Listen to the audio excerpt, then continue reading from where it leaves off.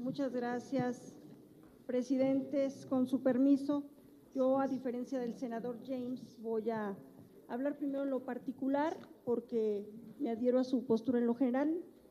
No sin antes decir, sin duda estamos ante un cambio de paradigma, porque en 2011, cuando hicimos la reforma constitucional al artículo primero, una reforma que se adhiere a tratados internacionales, que reconoce el principio de progresividad, que pone a la par las convenciones y tratados internacionales de nuestra Constitución. Caminamos en muchos sentidos para lograr un Estado mucho más garantista. Por eso también el Código Nacional de Procedimientos Penales y esta propia Ley de Amparo, que es de 2013 y que es mucho más pro persona que las modificaciones que hoy día están planteando.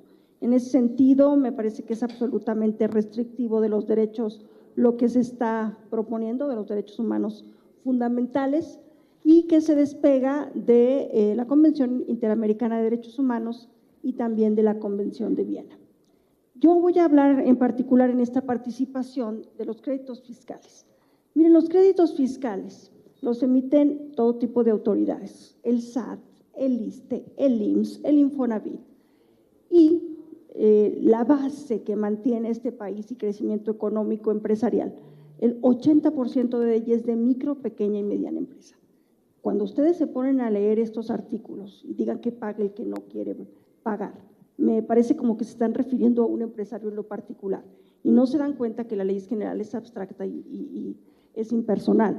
En este sentido, esto le va a aplicar a todo mundo. Actualmente, y yo quiero poner ejemplo de municipios, por ejemplo, caso de Zacatecas, los municipios le deben más de 1,000 millones de pesos al IMSS, más de 1,000 millones, son créditos fiscales. Entonces, ¿qué va a pasar? A ver, en tema de créditos fiscales, hay improcedencia del recurso de revocación, esto está en el artículo 124 del Código Fiscal Federal, en las fracciones 10 y 11. Bueno, improcedencia del juicio de contencioso administrativo, en el artículo 3 de la Ley Orgánica del Tribunal Federal de Justicia Administrativa, fracción 2. Improcedencia del juicio de nulidad en actos de ejecución de créditos fiscales en el artículo 1 del Tribunal de Justicia Administrativa. Nos vamos a tener que ir, y en el juicio de amparo solo queda que te puedes interponer el amparo hasta el momento de la convocatoria de remate, antes no. Esto es en el artículo 107 y hay que tener la claridad, no hay un plazo para el remate, sí para los plazos máximos de 5 y 10 años, pero no un plazo peritorio corto para el que tiene el interés de que suceda rápido, porque si no su bien se deteriora y eso va a acumularse a la deuda.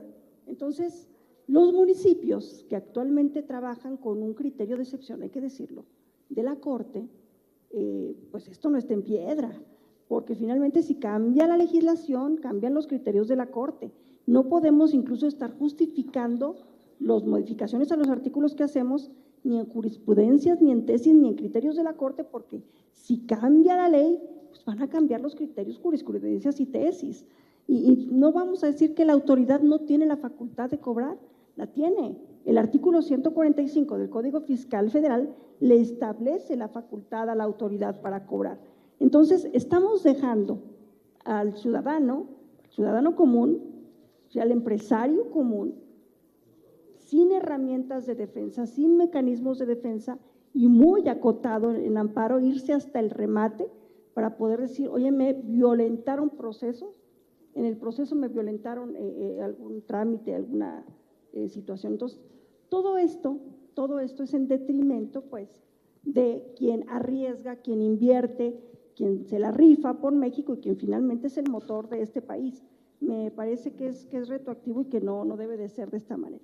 Entonces, sí creo importante que se establezcan algunos criterios y mecanismos para darle un plazo más corto al tema del remate, si es que hasta ahí se van a ir, porque si no, para quien le embarguen un bien y no una cuenta, se va a ver en serios problemas. Ahora, sí aplica la suspensión, el acto de suspensión una vez en el remate, cuando tú ya metes la suspensión, sí aplica, nada más que está bien forzada.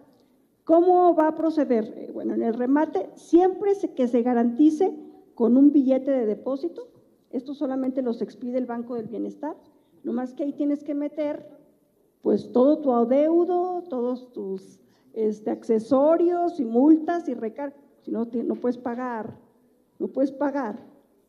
vas a tener para el billete, y es que antes eran porcentajes, y ahora es la totalidad, con multas, recargos, y no te alcanza, bueno, vete a una carta de garantía, a un banco para que te presten, anda, ya quiero ver a los ayuntamientos, ya no solo debiéndole al IMSS, sino al banco para pagarle al IMSS, no, bueno, se va a poner bien difícil.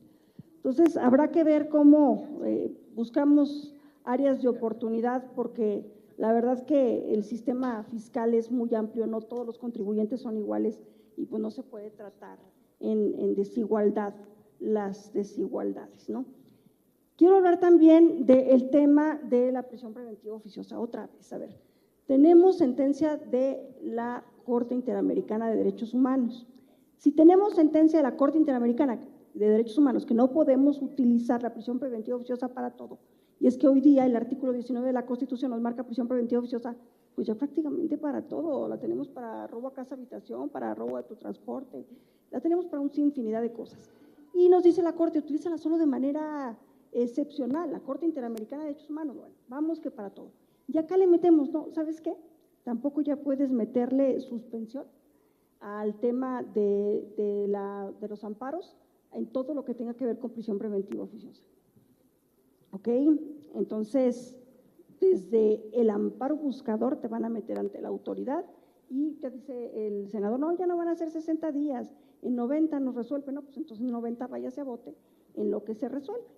Entonces, está un poco complicada la situación y más aún porque yo escuché a algunos ponentes de los que vinieron a decir, no, es que para este tipo de temas mejor nos circunscribimos a nuestra legislación local.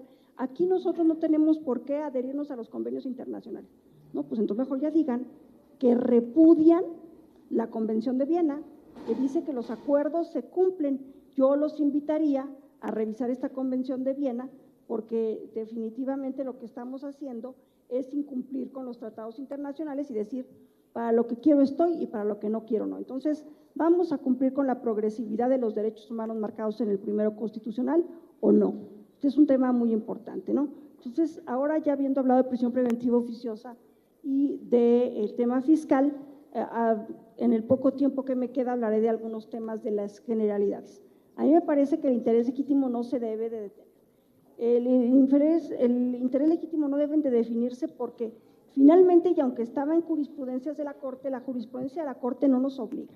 Y además acota y limita todo lo que es el criterio interpretativo jurisdiccional.